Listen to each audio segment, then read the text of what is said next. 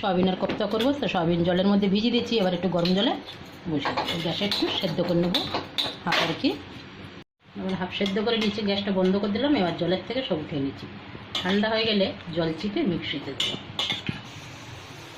আমার সয়াবিন কম বলে একটা কাঁচকলা সেদ্ধ করে দিয়ে দিলাম। এবার আমি সয়াবিনটা মিক্সিতে দিয়ে একটু পিষে নেবো, তারপরে ভালো করে মাখবো আমি এটাকে। এখানে রেখে দিয়েছি কাঁচকলাটা হাত দিয়ে মেখেছি, একটা পেঁয়াজ কুচি, কাঁচা লঙ্কা, রসুন, একটু আদা বাটা দেবো। আর এই সয়াবিনটা মিক্সিতে একটু পিষে নিয়েছি, জল দিইনি, জল দিলে তো বেশি বেসন লাগবে। দিয়ে দিলাম আদা বাটা। এবার 1 চামচ বেসন দিচ্ছি, বেশি দেবো নি, বেসনটা 1.5 চামচ দিয়ে দিলাম। এবার একটু হলুদ, একটু আমি নুন দিয়ে দিলাম, আর একটু ভালো আসে। আর ভালো করে হাত দিয়ে ঘন্টা মেখে নেব। এখানে আমি গোল গোল বল করে নিয়েছি, এবার ভেজে নিচ্ছি। তেলটা গরম হয়ে গেছে,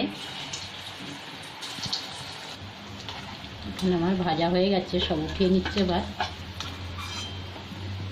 2 টুকরো তেজপাতা, গ্যাসটা কমিয়ে দিচ্ছি।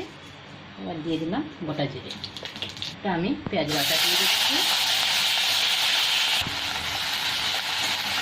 এবার আমি আদা বাটাটা দিয়ে দিলাম, সাথে 2টো টমেটো সেটা কেটে দিয়ে দিলাম।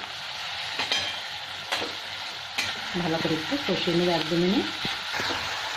দিয়ে দিচ্ছি আমি জিরে পাউডার, কাশ্মীরি লঙ্কার গুঁড়ো একটু দিয়ে দিলাম, ধনে পাউডার 1 চামচ,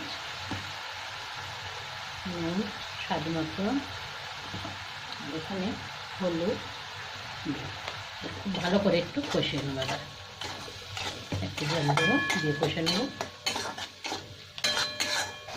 মশলা আমার কষা হয়ে গেছে, এবার আমি গরম জলটা দিয়ে দিলাম।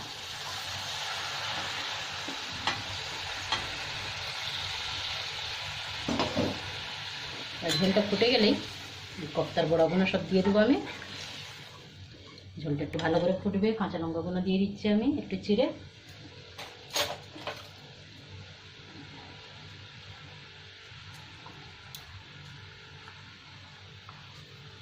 লাস্টে ধনে পাতা দিয়ে দেবো। ঝোলটা আমার খুব ভালো ফুটে গেছে, এবার আমি কোপ্তাগুলো দিয়ে দিচ্ছি।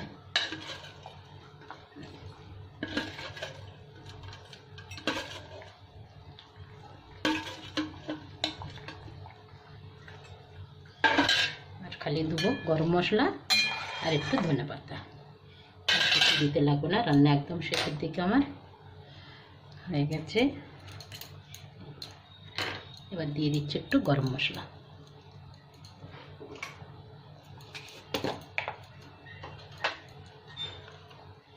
এটা দিয়েই ঢাকা দিলাম।